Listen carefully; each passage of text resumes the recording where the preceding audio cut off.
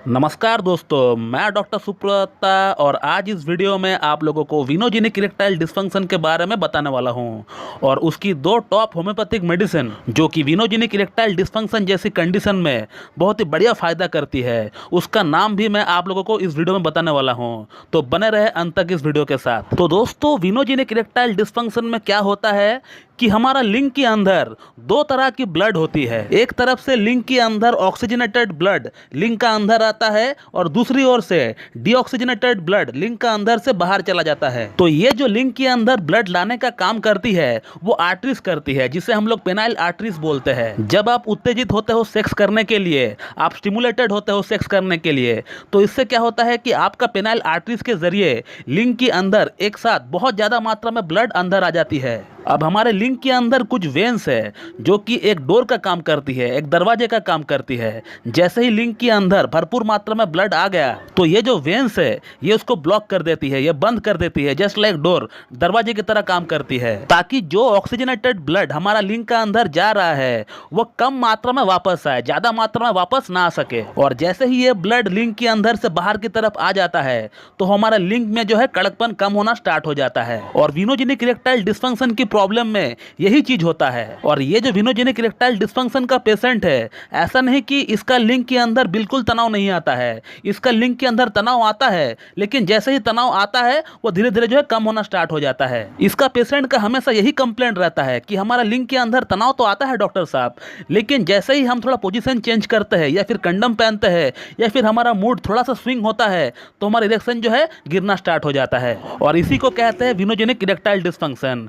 विनोजेनिक erectile dysfunction का जो patient होता है वो बिल्कुल स्वस्थ होता है, फिजिकली एकदम वेल साउंडेड होता है, शारीरिक इनको बहुत ज्यादा कोई प्रॉब्लम नहीं होती है। अब ये विनोजेनिक इरेक्टाइल डिस्फंक्शन क्यों किसी में होता है, इसका पीछे क्या कारण हो सकता है? तो दोस्तों, आज तक मैंने हजारों विनोजेनिक ईडी का पेशेंट का केस लिया है और उन सभी में एक प्रॉब्लम जो कॉमन मैंने देखा है वो ये है कि इसका जो पेशेंट है वो एक्सेसिव हस्तमैथुन किया हुआ रहता है। एक एक दिन में 4-4, 5-5 बार जो है हस्तमैथुन किया हुआ रहता है, और वो भी बहुत ही गलत तरीके से हस्तमैथुन करता है। और गलत तरीके के कहने का मतलब मेरा यह है कि ये लोग जो है लिंग को बहुत ही गलत तरीके से पकड़ के और उसको रफली इसको हैंडलिंग करते हैं। या तो इनमें से ऐसा बहुत लोग हैं जो कि अपना बेड का ऊपर उल्टा लेट कर और अपना लिंग को थाई का ऊपर रगड़ के ये जो है किया करते हैं। और इसके अलावा मैंने बहुत सारे पेशेंट को ये कहते हुए सुना हूं कि सर, जब भी मेरा वीर्य बाहर निकलने वाला होता है तो मैं उसको रोक देता हूं, उसको सप्रेस कर देता हूं, ताकि फिर से मैं संभोग का मजा ले सकूं। तो ये कुछ कॉमन कारण जो मैंने देखा है अपना प्रैक्टिस के दौरान। और इसके अलावा जिन लोगों का पेनाइल फ्रैक्चर हो जाती है या फिर जिन लोगों को वेरिकोसील हो जाती है, उन लोगों में भी जो है ये प्रॉब्लम देखी जाती है। अब दोस्तों, विनोजेनिक इरेक्टाइल डिस्फंक्शन को डायग्नोस करने के लिए इसकी कुछ टेस्ट होती है, जैसे कि पेनाइल कलर डॉपलर होती है या एमआर वेनोग्राफी या फिर C2 वेनोग्राफी भी जो है एक डॉक्टर रेकमेंड कर सकता है अपना पेशेंट को करवाने के लिए। और अब दोस्तों, बात करते हैं विनोजेनिक इरेक्टाइल डिस्फंक्शन की ट्रीटमेंट के बारे में। दोस्तों, होम्योपैथी में इसका बहुत ही बढ़िया ट्रीटमेंट है। इनफैक्ट होम्योपैथी ही है जिसमें इसका ट्रीटमेंट पूरी तरह संभव होता है और बहुत ही कम टाइम में होता है। इस बात का प्रूफ कि होम्योपैथी काम करती है कि नहीं, होम्योपैथिक ट्रीटमेंट के जरिए सेक्स प्रॉब्लम ठीक होता है कि नहीं, या होम्योपैथी से कोई और क्रॉनिक से क्रॉनिक प्रॉब्लम ठीक हो सकता है कि नहीं, इस बात का प्रूफ आपको इतने सारे यूट्यूब चैनल में सिर्फ एक ही चैनल में देखने को मिलेगा, वो है होम्यो कैट टिप्स में। और कोई चैनल में आपको प्रूफ देखने को नहीं मिलेगा। दोस्तों, मैं पेशेंट का केस शेयर करता हूँ, पेशेंट का कम्युनिटी पिक्चर शेयर करता हूँ कि पेशेंट का प्रॉब्लम पहले कैसा था और ट्रीटमेंट के बाद प्रॉब्लम कैसा है। आप लोगों में से ऐसे बहुत लोग मुझे कॉल करके पूछते रहते हैं कि सर, मुझे इरेक्टाइल डिस्फंक्शन की प्रॉब्लम है, मुझे शीघ्र पतन की प्रॉब्लम है, क्या होम्योपैथी में इसका ट्रीटमेंट संभव है कि नहीं, कितना समय लगता है रिजल्ट को दिखने में, कितना टाइम लगता है पूरी तरह ठीक होने में, एटसेट्रा एटसेट्रा बहुत सवाल आप लोग करते हैं। तो उन सभी को मैं यही कहना चाहूंगा कि इस चैनल को सब्सक्राइब करके ओवरऑल लुक इस चैनल का ले लीजिए। इस चैनल का प्लेलिस्ट में केस नाम का एक फोल्डर आपको देखने को मिल जाएगा।